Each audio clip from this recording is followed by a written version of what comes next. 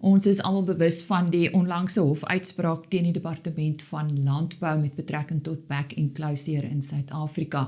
En ons het dit goed gedink om vir Kobus Bester atleet te nooi om met ons hieroor te gesels. En hy is die voorsitter van die Stoetteelers Federasie, maar hy is ook 'n lid van die minister se industriële koördineringsraad. Kobus, baie welkom. Jou reaksie daarop? Hallo en baie dankie vir die geleentheid, dit is altyd lekker om met julle te gesels. Ja, daar is nogal verskeie uiteenlopende menings en reaksies gewees op die uitspraak. Wat baie interessant is, aanvanklik was daar baie groot vreugde gewees onder baie van die bedryf en sogenaamde bedryfsleiers. En dit is goed, totdat mense begin dink, maar kom ons begin bietjie ontleed, en kom ons begin bietjie kyk, wat is die werklike implikasie van hierdie uitspraak? Dit is belangrik in enige bedryf dat jy duidelike doelwitte het wat jy wil bereik en wat jy moet verwesenlik. Wat back-enclosure aanbetref is dit absoluut noodsaaklik dat die nasionale kudde so goed en so deeglik as moontlik beskerm kan word, maar dat jy ook kan deelneem aan behoorlike vrye handel.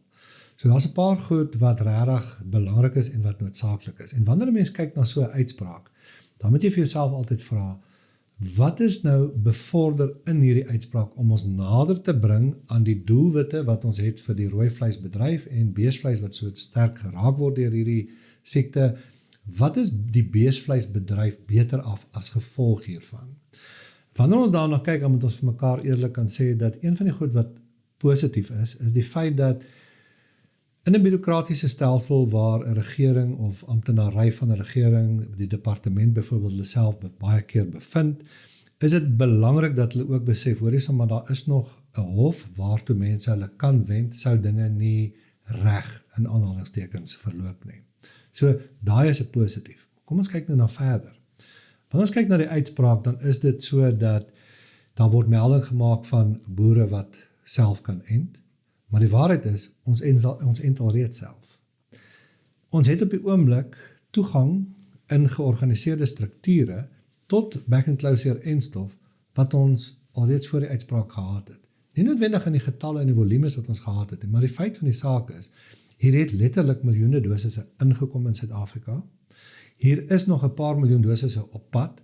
Alles wat gereël is en wat gedoen is deur die staat.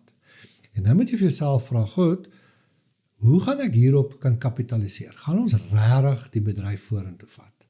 En dan is daar die ou Engelse gesegde van never waste a good crisis.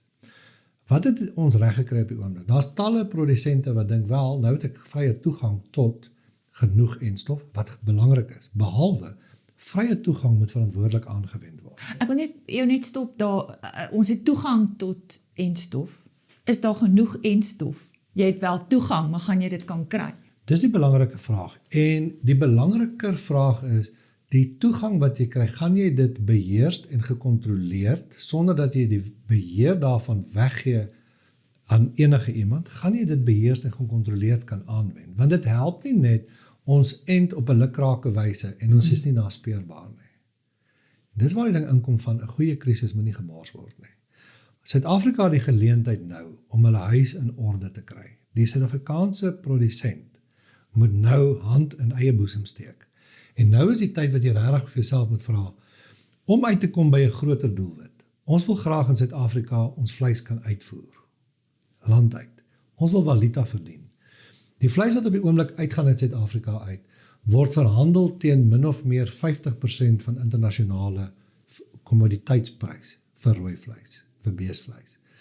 Is dit reg dat Suid-Afrika net 50% van wêreldprys moet kry?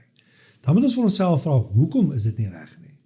En deel van die rede is, die kliënte, die lande na wie ons uitvoer weet, ons gehalte is reg, ons veiligheid van ons produk is reg, maar ons het nodig om 'n paar goedjies in plek te sit. Ons het nodig om goed in plek te sit, soos byvoorbeeld naspeurbaarheid. Ons moet kan bewys, hierdie vleis wat hulle in 'n pakkie kry, kom van 'n spesifieke plaas af, het 'n spesifieke proses ondergaan, is op die regte manier, op die regte tyd geënt. En my vraag is dan baie eenvoudig. 'n Hofuitspraak wat bepaal dat jy 5 dae voor die tyd moet kennis gee aan 'n staatsveearts, 14 dae na die tyd 'n affidavit, 'n beëdigde verklaring moet aflê dat jy geënt het. Het dit ons regtig gehelp? Of sou dit nie beter gewees het as ons die huidige, wat wel te laat gebeur het, maar as ons die huidige strukture, soos byvoorbeeld 'n artikel 10 skema wat reg werk en funksioneer, 'n artikel 9 waaraan hard gewerk word op die oomblik, wat bepaal of gaan bepaal die afsnytye rondom goed soos byvoorbeeld kwarantyne. Daardie is die aspekte wat sinvol aangespreek moet word. En ongelukkig is dit so dat die onlangse uitspraak 'n demper geplaas het op die verdere ontwikkeling en werk aan daardie twee baie belangrike aspekte. Wie gaan dit polisieer? Dit is die groot vraag. Met ander woorde, as ons nou vat, kom ons neem rolweg 45.000 produsente in Suid-Afrika. Om 45.000 beëdigde verklaringe te ontvang, op rekord te plaas, op 'n rekord wat nie bestaan nie. Want onthou, die stelsel is nie so geskryf, dat daar 'n skielik plek is vir beëdigde verklaringe wat opgelaai moet word nie. Kennisgewings wat moet gegee word aan staatsveeartse, het sy provinsiaal of op streekvlak. Baie produsente weet nie eers wie is sy provinsiale staatsveearts nie. Hoe kry jy daai persoon in die hande? Ons praat van 9 sulke individue versprei oor die land, na wie toe die hele land se beestevleisprodusente moet rapporteer as hulle wil ent. So, ons moet baie mooi dink oor, hier's 'n geveg gewen, maar gaan dit help dat ons die oorlog wen? Gaan dit help om ons te kry by ons toekomstige posisie waar ons wil wees? En ek wil nie swartgallig wees nie, dis glad nie waaroor dit gaan nie. Wat ons moet verstaan is, ons het nodig om in Suid-Afrika hande te vat met die regering. Daar waar hulle ons nie vertrou nie, ons hulle nie vertrou nie, moet ons die struikelblokke uit die weg ruim. Ons moet nader aan mekaar beweeg. Ons kan maar teenoor mekaar erken vandag, hier is etlike miljoene dosisse beskikbaar in die land. Die feit dat dit nie reg uitgerol word nie, of nie vinnig genoeg uitgerol word nie, dis wat ons moet aanspreek. Hofsaake dink ek nie gaan ons noodwendig help daarmee nie. Wat ons gaan help daarmee is behoorlike gesprekvoering, behoorlike opbou van verhoudings, dat ons van grondvlak af, van plaasvlak af, met die verskillende jocks wat in die verskillende streke in ons land reeds bestaan, kom ons werk saam met mekaar. Kom ons doen die regte ding, maar kom ons doen dit op 'n verantwoordelike wyse, waar ons werklik naspeurbaar is, wat ons kan bewys dat ons waarde toevoeg tot ons produk, dat ons ander markte kan ontsluit, dat ons vir 'n slag ordentlike waarde en prys kan kry vir ons produk. Hoeveel produsente is werklik naspeurbaar, soos wat jy nou vir ons gesê het hoe dit behoort te wees? Op hierdie stadium ongelukkig doodeenvoudig te min. Wat ek vir jou kan sê is dat waar ek betrokke is by die Stoettelersfederasie, al ons lede uit die aard van die bedryf waarin ons is almal van ons naspeurbaar. Die groot uitdaging kom daarbey in dat mense word vertel, hulle moet spesifieke oorplaatjies in hulle diere se ore sit om naspeurbaar te wees. Nou dis die Rolls Royce vir die toekoms. Vir nou moet ons seker maak al ons diere is individueel gemerk, aangeteken. Die stelsels bestaan. Ons kan dit doen en ons kan dit reg doen.